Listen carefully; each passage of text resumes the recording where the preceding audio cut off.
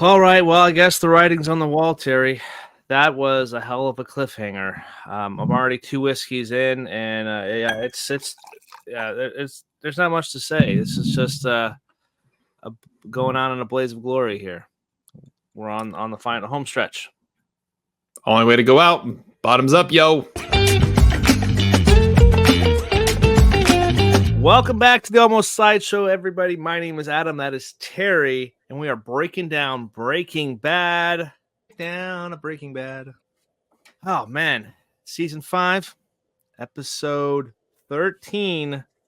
Let's see if I get this right. Tohajili. No, that's wrong. That's the Walt Indian said it tribe. once. It's Tahajali. Tahajili, yes. Okay, Tahajili. We got to say this. I called that was the first cook spot, and then the reservation, I called it. I was like, yeah, it's confirmed. Stamp it. Anyway, well done. You did call that. I did, yes. Finally. I finally got something right. We are breaking down this episode today, which aired September 8th, 2013. And to my count, we have 3 more episodes after this. Holy cow. And an El Camino. And an El Camino, yeah. This is where it is. Man, it's a very emotional episode because there's a lot of things that do happen here. But before we get to the very emotional, like cliffhanger ending, there's so many good little bit parts that do get us into what the finale and what future things could happen in the show. And I don't want to reveal all that right now. The best place to start for this future repeated episode that you will be listening to on repeat for years to come is the synopsis. So let's break it down. Yeah, let's do it. We gotta talk about what happens in this episode before we can talk about this episode. So yeah, let's just jump in because this is nuts. All right, Well said. Here we go. Breaking Bad, season 5, episode 13 is entitled Tahajali. Tahajali. That's how you say it. Tahajali. At least that's how Walt says it. That's what I'm going with. All right. Here's our synopsis. Okay. Walt has called in a hit on Jesse with Uncle Jack, and it came at the perfect time. Todd is attempting the legendary Heisenberg cook, but he's only hitting 76% and somehow lost the blue color. So Uncle Jack's payment for his services is Walt mentoring Todd a little more. He reluctantly agrees, but not until the deed is done. So where is Jesse? Well, Walt tries to use Andrea to bait Jesse to reveal himself, but Jesse is busy setting up his own bait. Jesse knows the one piece of evidence Walt will never get rid of: his money. Through some tricky photography, they get Huel to admit the money is in barrels, and the rental truck came back dirty. Hank and Jesse are figuring Walt buried it in the desert. They make it look like they found his money, convincing Walt the GPS was on the rental. In his panic, Walt rushes to the desert, admitting everything on the way while on the phone with Jesse, and also while leading Hank and Jesse to the one piece of evidence that truly condemns him. Walt soon realizes he's been played and calls in Uncle Jack to come get Jesse. He gives his coordinates and tells him to hurry. However, once Walt realizes Jesse isn't alone and has been working with Hank and Gomi this whole time, he calls off the cavalry. He lets Hank cuff and arrest him. Everything seems to be over. Until Uncle Jack and his crew show up anyways. After a brief standoff, Uncle Jack's crew opens fire on Hank and Gomi, while Walt is cuffed inside Hank's car, trapped in the crossfire, and Jesse is hiding in Walt's car away from danger. The episode ends with uncertainty in the middle of the gunfight. That's a cliffhanger. If I've ever seen one, that's what it looks like, folks. If you want to know what a cliffhanger looks like, this is in the dictionary. and next to cliffs, even better, more fitting. All right. Oh my goodness gracious, where do we begin? I guess we start at the beginning, I suppose. Yeah, I like the scene with Lydia being there and seeing the first official cook back. Uncle Jack and that other guy, I can't remember that other guy's name. Yeah, the other guy. The Trying to be mustached tough. man. Yeah, not the cool I think it's mustache. Kenny. Man. Yeah, Kenny. We see Uncle Jack and Kenny. They're trying to be tough. They don't need to. Who cares about the fumes? And seeing a cook of 76%, which is still a C. No, it's not great, but it's better than what they were. Better than Wolverine did. Yeah, better than Wolverine, which probably is. Deadpool probably visited him at some point. I would say, but anyway, it was a cool, interesting scene because you kind of see that there was a little bit of charm being played by Lydia. Lydia has some charm because I truly believe that if Walter did not call Todd would have done everything in his power to bring up at least give it to 80% and to get some of that blue color black, because Lydia used her wits, her cunning, and her stickman prowess to try to get Todd to do what she wanted. I believe that. I feel like if that phone call didn't happen, Todd probably could have got that cook up a little better. I believe so. But only time we won't. That's a future we will never see.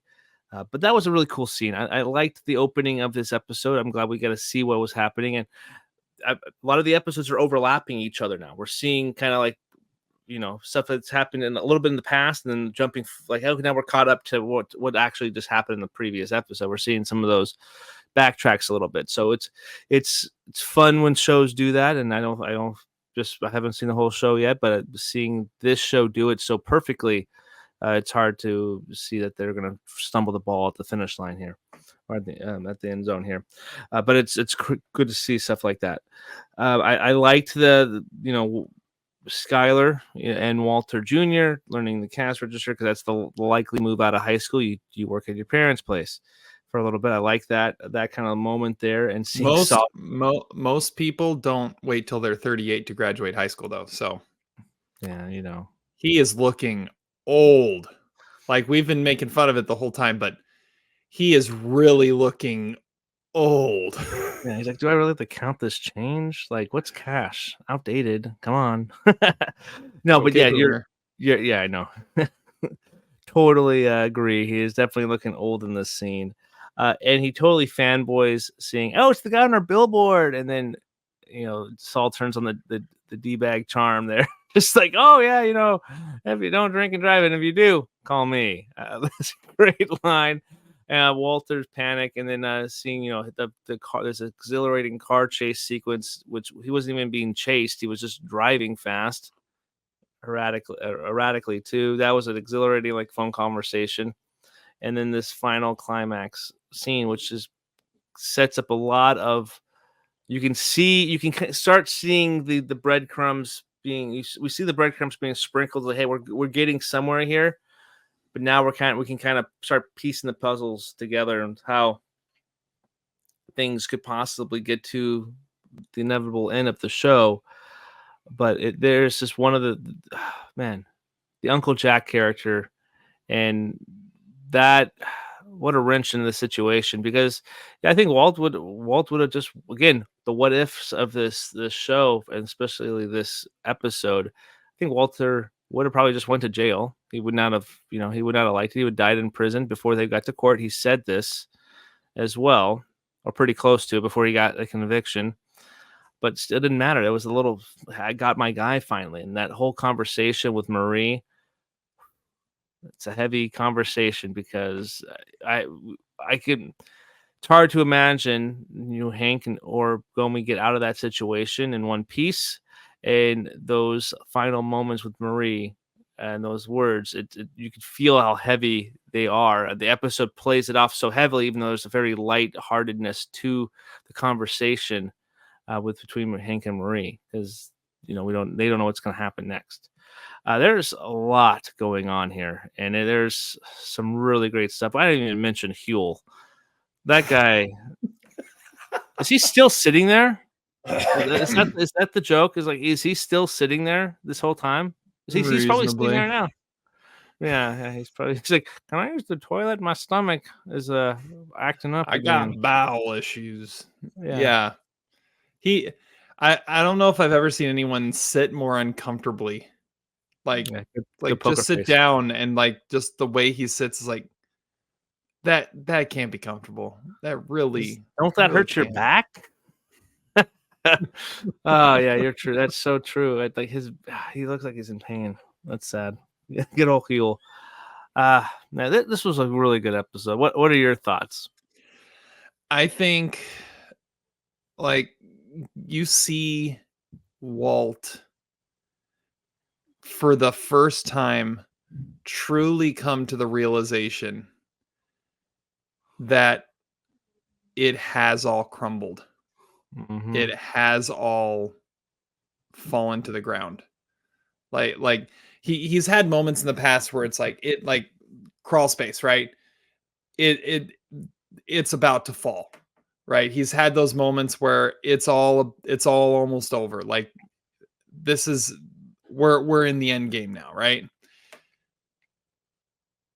When he has that moment when he gets to the spot and realizes no one's there and realizes what just happened. Does Like he it not realize that the call dropped? Like what happened? Like we'll talk about that later. But go ahead. Go continue your thought. Sorry. well, but he said Jesse had said that you can't that don't hang up because and so like and he is freaking out. But he has that moment where he finally realizes it is all over. It's over.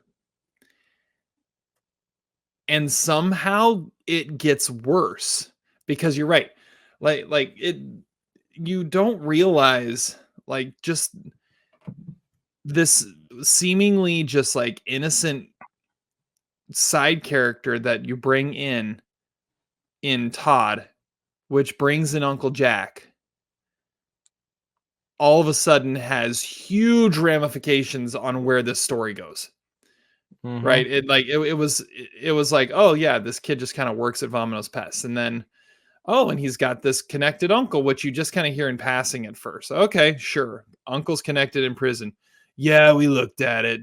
It's a thing. We're controlling it. Right? That's what Mike said in the moment.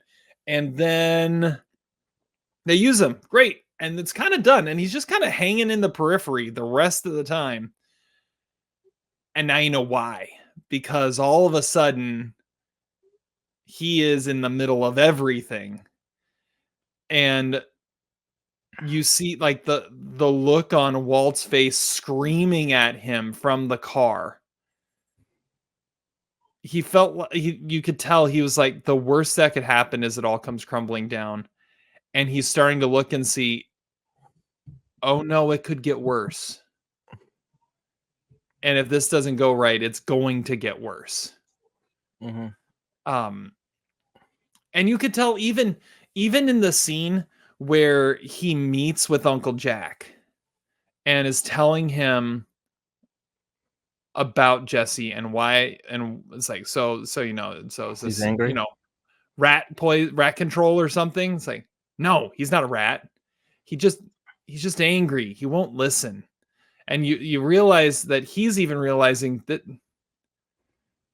why this doesn't make sense. Why am I doing this? Mm-hmm. Like I don't want to do this, and it feels like it's a bad justification. Like even Uncle Jack's like, okay, he's angry. I guess that's reason to kill him. Let's do it.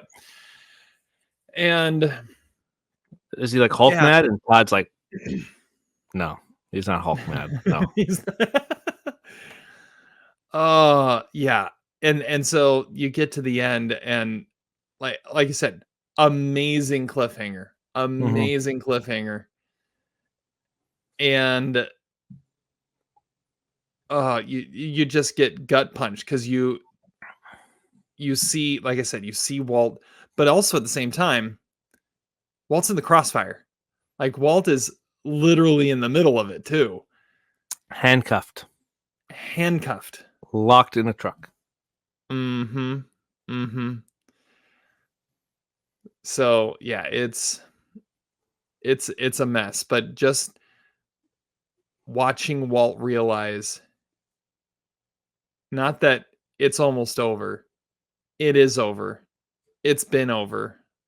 Checkmate. Mm-hmm. And then some. Is just that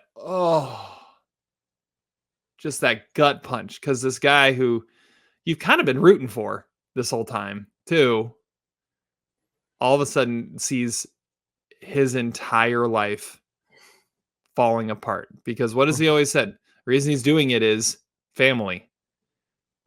And Jesse's family. Like, he even told Uncle Jack that Jesse's family and Hank's family. And now yeah, his family is in danger because of his actions. You don't. So it's worse than falling apart. Can't remember the exact. It's like you don't spare no expense when it comes to family. Essentially, it's what he said. Uncle Jack told Walt too, which is crazy. He's like, "Yeah, you're gonna give me one cook, at least one cook, to get the percentages in the blue coloring stuff. It's really good for our friends overseas. That's apparently their brand. There's a lot. It's the bomb. It is the bomb. It is good. It's good stuff. We did some off camera, but anyway, just joking. Anyway, so have you heard like what they used for the blue stuff? The whole show, it was Pop Rocks. Oh yeah. I think I've heard that before too. Yeah, those are good. So apparently, Aaron Paul frequently tested the product. Oh, I bet because it's Pop Rocks. Because it's the bomb. All right. It may be blue, but it's the bomb. All right, so we're looking best scene here, and I think the ending is definitely, one of the better scenes that we've seen. Yeah, that's definitely a great one. And just how it all plays out, like it. I was taking notes, and I always kind of start a new set of bullet points every time that a new scene starts. And the way that starts, like it flows out of the car wash. Like, you see them at the car wash, and then Saul walks up, and then he's talking to Saul, and then while he's talking to Saul, he gets the phone call. Or no, he walks back in, sees Skylar, gets the phone call, and then he's in the car. Like, it's just an extension of that scene until he gets to the desert, until everyone shows up, and then everyone's there, and then more people are there, and then the episode's over. Like, the last 20 minutes, you could say, is all one scene. Yeah, but it flies, and it is perfectly made, and just I can't imagine any way that it couldn't be shot like that. It was like the best way to film that, to pace it, the score, the acting, the dialogue, everything was like on point for that entire drive through Albuquerque to get to the Indian tribe or the Indian reservation there, and then to eventually get to Hank and Gomi and Jesse arresting Walter Heisenberg White, and then the devil himself, Uncle Jack, shows up after he's like, "No, it's off, Jack, it's off." Did you notice that Jesse called him Walt too? Not Mr. White. It's over, Walt. Him spitting in his face too was another. He's a coward. Oh, ouch. Yeah, that was good too. All right, was there any other scenes you wanted to shout out? Yeah, I liked that opening sequence. It's not one of the best ones, but I thought it was a good way to open the episode there. I kind of explained a little bit what I thought there too. I liked the Hank and Marie conversation, but that can kind of tie back into the very end of the episode, or the finale of the cliffhanger there. I liked the Huel. The Huel scene was pretty funny. He did turn rather quickly when he saw, beef-brained Jesse Jesse It was splattered. convincing. It was. It was a good shot. It was a good picture. Yeah, he has a promising career in cinematography. There we go. Sets up the scene quite nicely. He turned so quick, like some bodyguard. Oh, so great. But he gave a lot of good information. That was played out really well, even though they said that Huel and Kubi was the ones who did the money, knew where the money was, but they didn't. That's why it's brilliant that it was, it was Walt.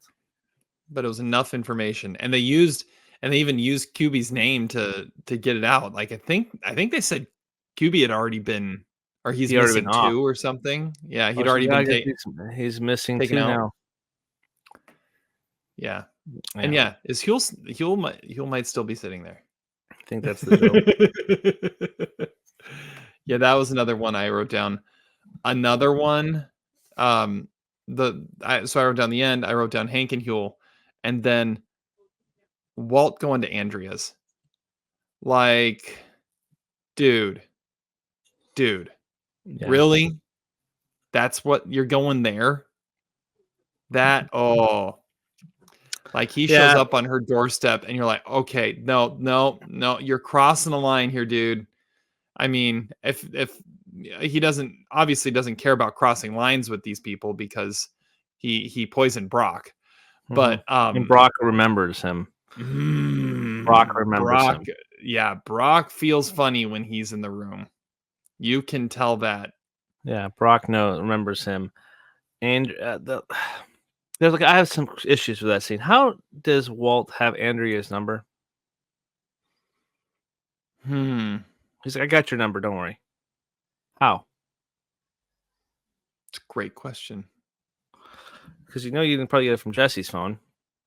I guess they probably could, off his other burner phone that he gave. Or maybe Hank has the other phone. Who knows? But there's always that possibility. But how does he? Why would Aaron?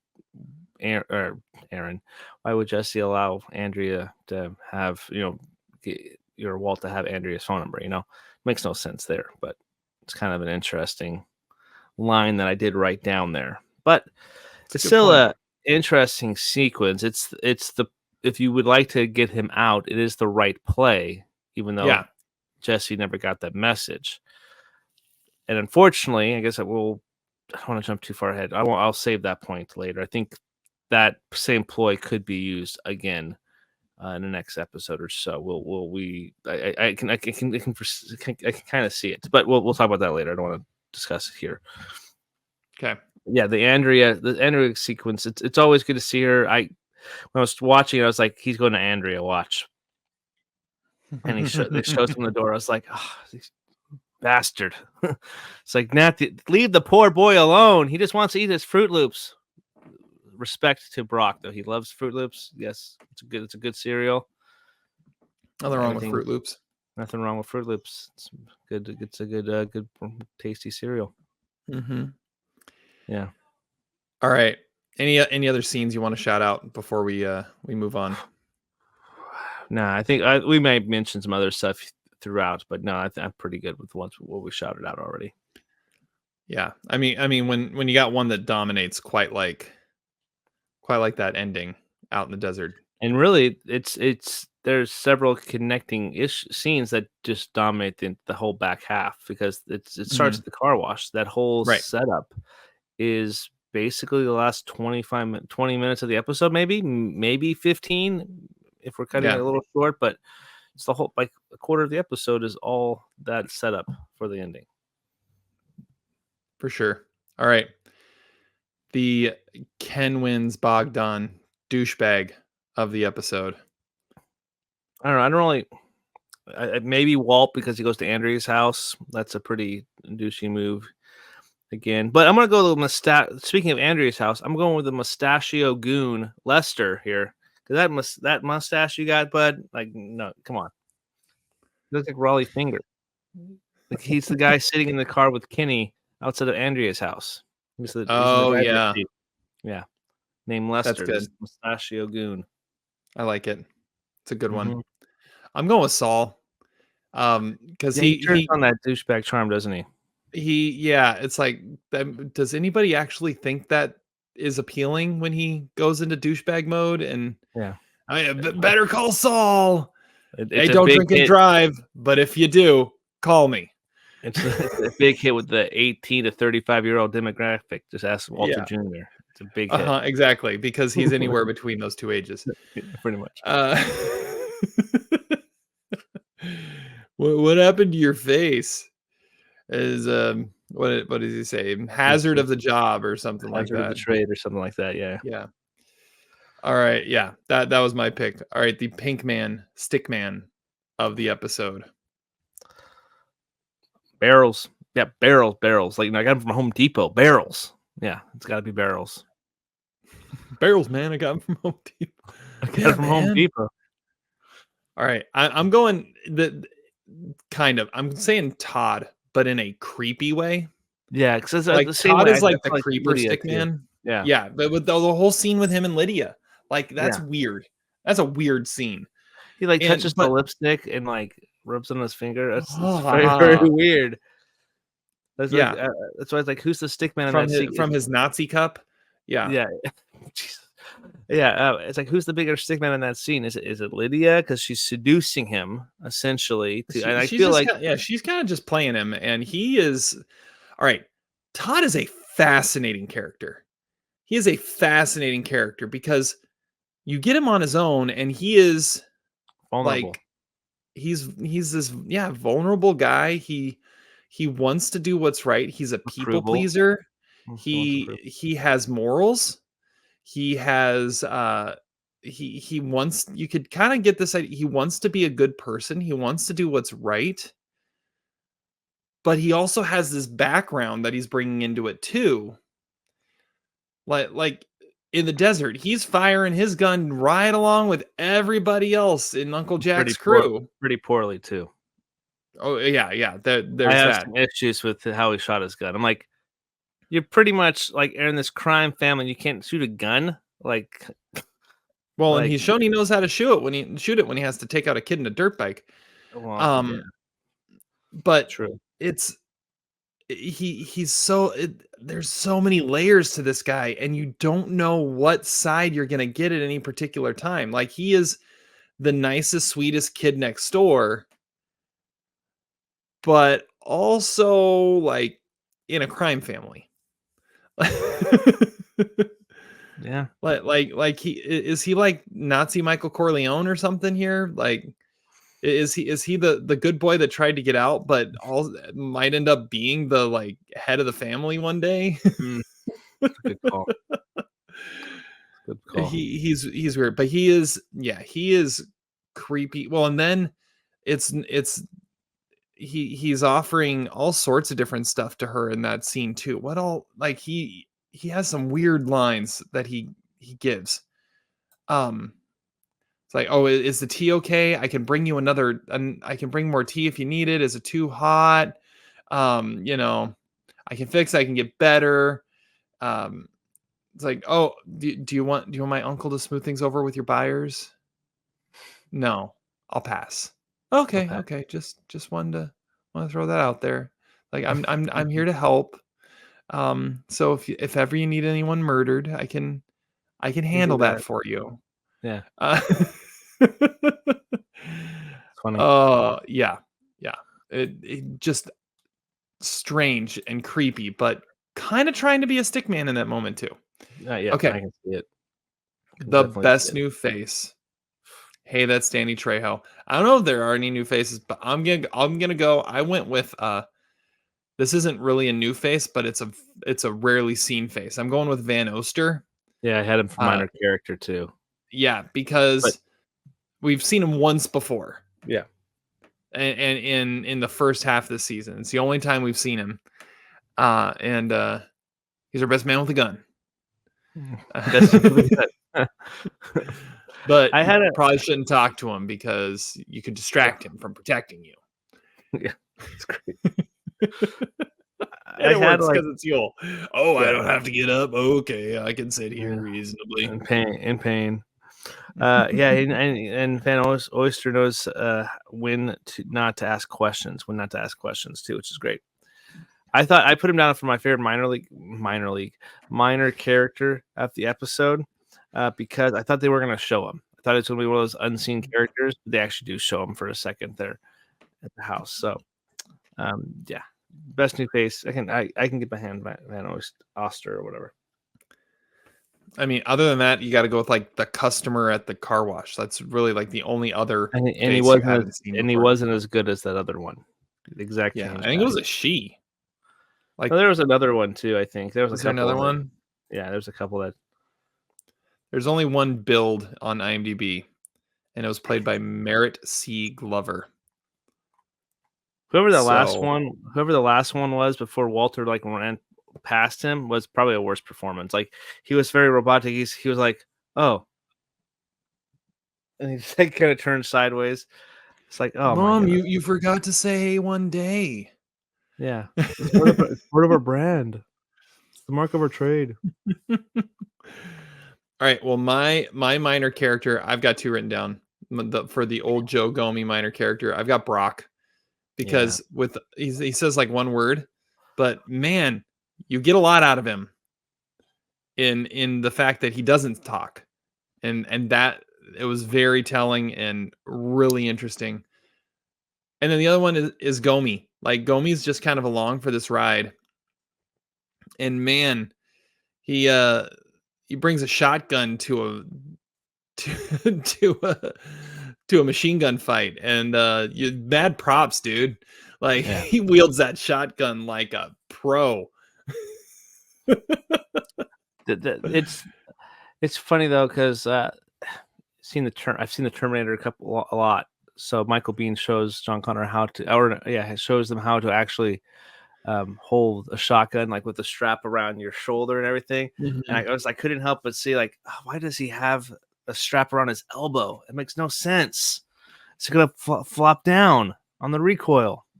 So that's the only part. I was like, only nitpick with Gomi with the shoddy, but it was a pretty badass moment to see him with the leather jacket. All he needed was black sunglasses. Pretty awesome. Well, and he's kind of the voice of reason throughout the episode too. Like when we first see him, he walks up to Hank's car and it's like, all right, we got to book him now. Like now he's got an idea. What, him? It's like, yeah, let's hear him out. It's actually a decent idea. Like he's the one. He's like the audience going through that episode. Like, wait, we're gonna trust him? Really? Oh, okay. That's good. That's good. Okay. The cow house. Dumbest thing said. We got a lot of season 1 Jesse in the final moments of this episode. A lot of bitch being thrown around. I think coward could be a really dumb thing said just based off how it gets there. The calling Uncle Jack at that time is also a pretty dumb thing to do, I would say. The barrels. A reactionary thing before he knew what was actually going on. Pretty much, yeah. The barrels conversation with Huel was pretty dumb. I thought that was funny. And then want me to wave at him for you? Yeah. He ain't waving back, honey. That's what I have. So nothing too crazy, but yeah, that's pretty much what I got. I just thought of something. Didn't earlier in the show Hank say that he always imagined himself being Popeye Doyle from French Connection, waving at the bad guy? Yeah. And there he is. He's giving his little, can I wave? I'm going to wave at him. He did. I'm doing my pop. I caught my Heisenberg. I'm Popeye Doyle. That's crazy. That's a good callback there. Oh, I just thought of that. Great callback. Oh man. So I've got a few things here. Some from all of it pretty much from the first scene. Referring to Declan as the dude who looked like Wolverine. It's kind of dumb, but at the same time, it's kind of accurate because he did. Like you give him claws, it looks like X-Men Origins version of or like scrawny Hugh Jackman from the first X-Men movie where he didn't have any early Jackman. Yeah. And then talking about the It looks The bluish. farm raised salmon too. Oh yeah, that's pink. Yeah, Yeah. food But coloring. the best one though, the best one, which again goes more into Todd's character, when Walt calls him, Todd's ringtone is "Blinded Me with Science." Oh, I thought it was Weird Science. No, No, I'm pretty it's one of those blinded me science. with science. Oh, that could be what it is. Yeah, I that's it. think that's what it is. Science. Yeah. Those both of those songs sound eerily similar because they came out at the same That's time true. frame. I thought it was "Blinded Me with Science," but Either way, I, yeah. Either way, weird ringtones. it's an odd ringtone. It really is an odd ringtone, but I think "Blinded Me with Science" makes more sense because he's completely blind because he doesn't understand the science. Smart. That's smart. All right, you mentioned some flaws that you saw, some problems you saw. Is there any other flaws you want to say, or anything else that's outdated? Outdated. I just thought of this. Songs as ringtones. Songs as Whatever happened to ringtones. that? I mean, I Yeah. missed that. That was What a was good time. what's a song that you had as a ringtone? Like first, like I had so for a while, Todd's ringtone was Linkin Park. What was the name of the song? In the end. No. It was off the second album. But it was the line. It just whenever he called, it would start with the line, "I won't be ignored." Oh yeah. That I know it. was. Yeah. hmm Can't think of the so song, but that I was know it. his. Yeah, I No, that forget the was. name of it. Was it Faint? I think it Maybe was Faint. Faint. Yeah, I Yeah, think you're right. Faint. Yeah. Yeah, Faint. You're right. Yeah. Good job. Yeah, so Faint was my Todd's gonna be proud of me ringtone for Todd. on that pull. Oh yeah, he's gonna be like, dude, you couldn't remember Faint. Come on, man. Yeah, he's gonna be proud. What about you? Did you have one? Yeah, I had a couple. I had when my I guess when my wife and I started dating, her sister, whenever she would call, I had as the Mike Myers theme song from Halloween. But I had "Not Again" by Stained. It's like "Not Again." Dun-dun-dun. Yeah, I don't know. That's a good one I liked back then. There's a man. I haven't thought about that for a very long time, but that was a fun time, and it cost like $3, like Right? Yeah. $2.99. Yeah, Mm-hmm. $2.99 to buy one. So it's like this is a big decision. It's like oh man, I remember going through that and just like I didn't like where they like they started at the beginning. I want the chorus. No, that's a bad part of the song. Had to Mm-hmm. find the perfect version of it. It's a good. I like that. That's a good I think memory. you There. can still do that. I think. You probably still could. It's just it's not as common. But maybe Right. we're just old and we just like the standard. Probably. And we just rather hear our dreaded ringtones in our nightmares because especially the work phone. Definitely Oh have that yeah. all the Yeah. time. Not fun. See, just change it to "Blinded Me with Science," and then you'll be good to go. There we go. I'll probably jive to it too. That's a good one. Brock knows Walt. How does Walt have Andrea's number? We touched on these things, and how Todd shoots is like really. Yeah, he's like it's really like it's all on the wrist. Like I don't know, very weird. Yeah. But I don't know for it makes sense though. But yeah, that I don't really. That's all I really had really. But yeah, the ringtone thing was the big takeaway. Now that you mentioned the ringtone, it's good. All right, I got a couple questions here. Okay. One kind of legit and one not. Okay. Cool. The legit one is, all right, Walt like freaked when he got the picture and the call from Jesse, right? And like immediately took off to the desert.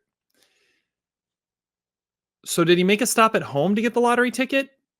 Like it was on the fridge. Yeah. Or did he put or did he carry that around in his pocket? I mean, that wouldn't make sense. Or maybe he was doing it at that point because everything was so up in the air he didn't want something to be found.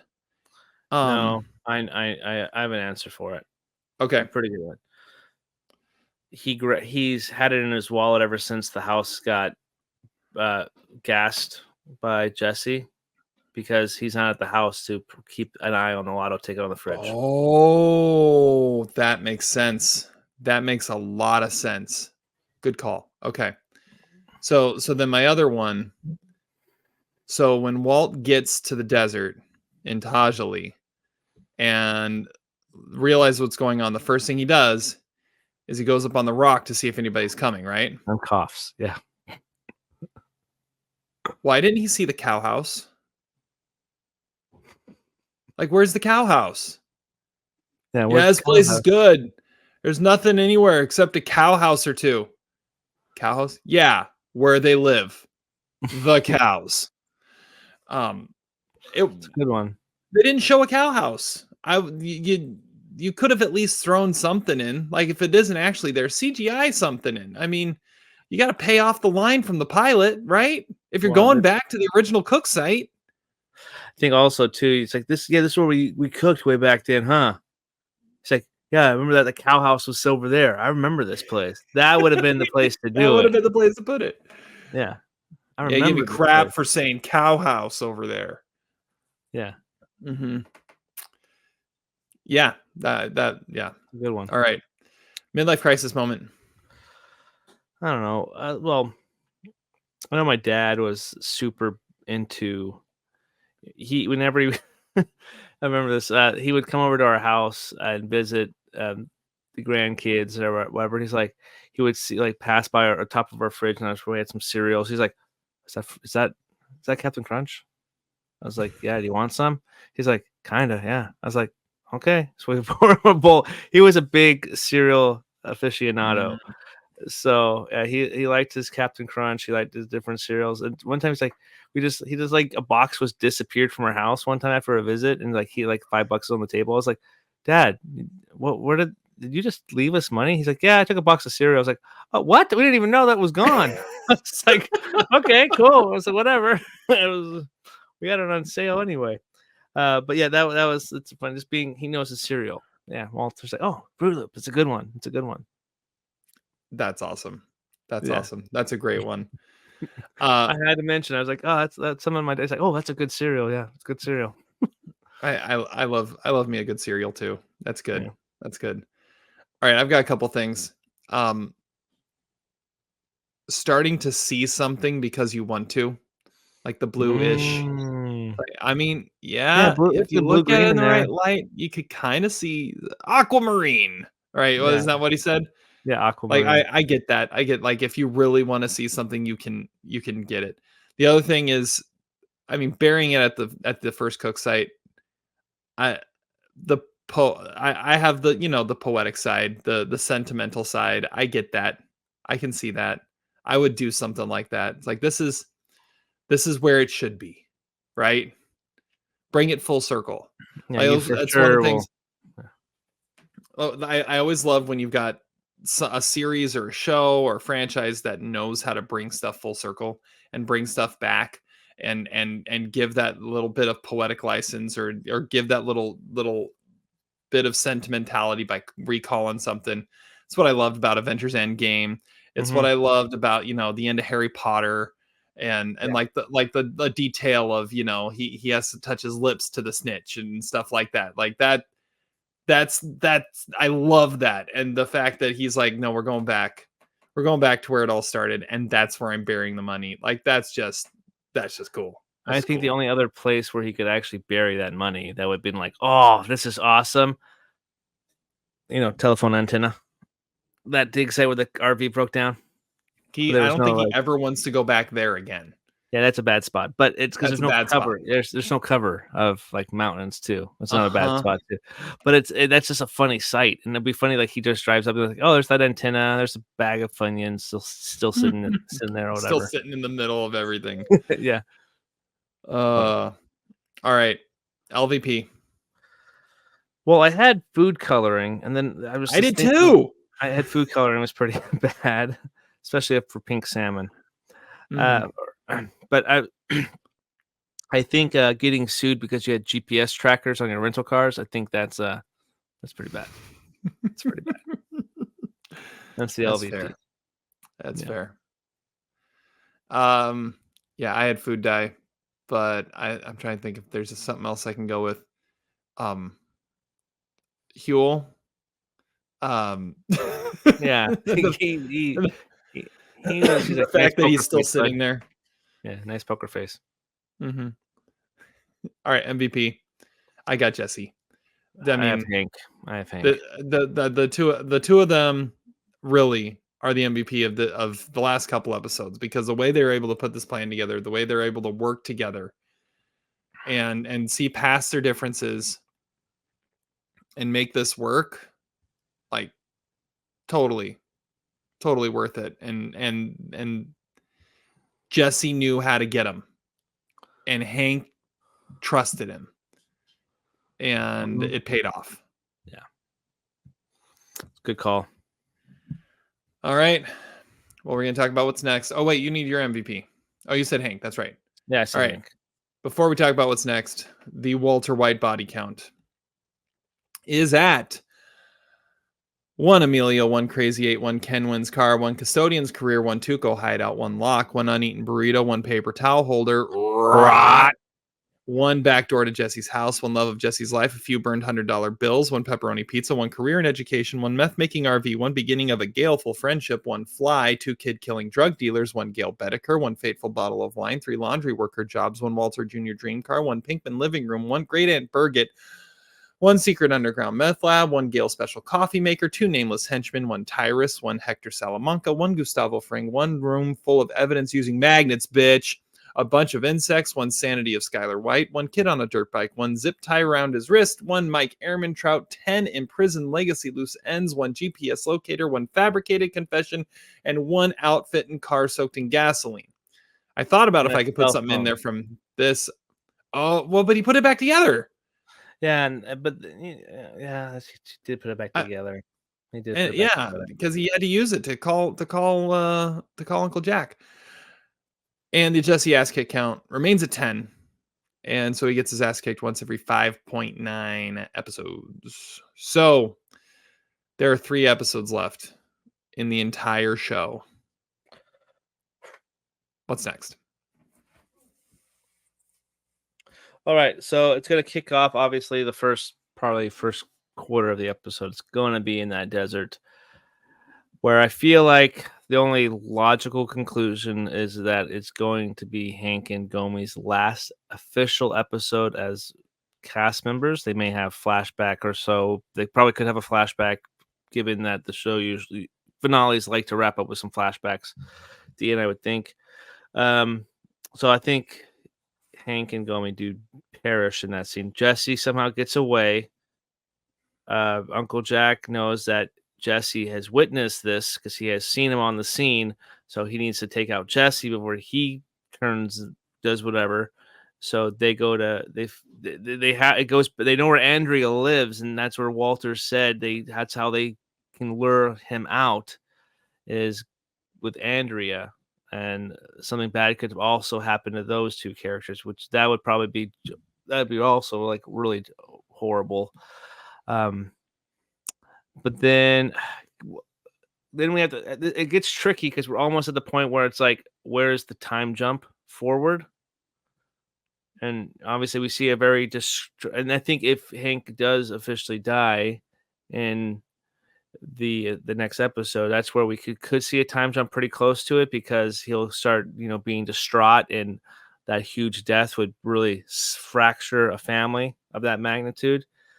Especially when it's revealed. Obviously, they knew where Heisenberg lived, and that's why Hank, this hero of the community and head of the department, the DEA, so obviously that splits the family up, and that's why he's growing out that beard and it's going by a different name and everything. So I think the likely is that he could go back after the people that tore his family apart as kind of some kind of redemption arc.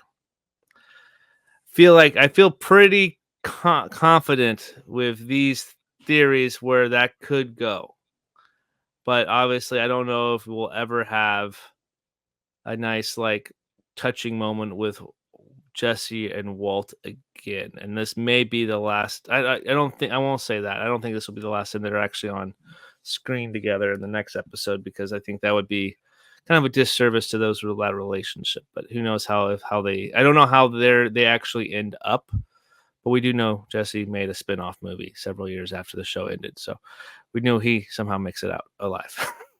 Not well, but he alive. So we shall see. You don't know I when feel that movie takes place. I don't. Yeah, well, I don't know, but that's true. I just know that it exists. But I think that I think that kind of it. I feel like it does track pretty well, where I can kind of see the logic in getting there more clearly than other episodes. Yeah, because the Uncle Jack character, if he just doesn't get any comeuppance, I think that would also be like a horrible way to end the show. But I don't feel like the show of this magnitude that gets praised so much will do that to the fans or its audience. So I feel like that he definitely has to go. And does Todd survive and he become the guy in Civil War? Oh, now there's a theory. That'd be good. I could see it. That would be interesting. Anyway, we'll still see. We shall see. All right.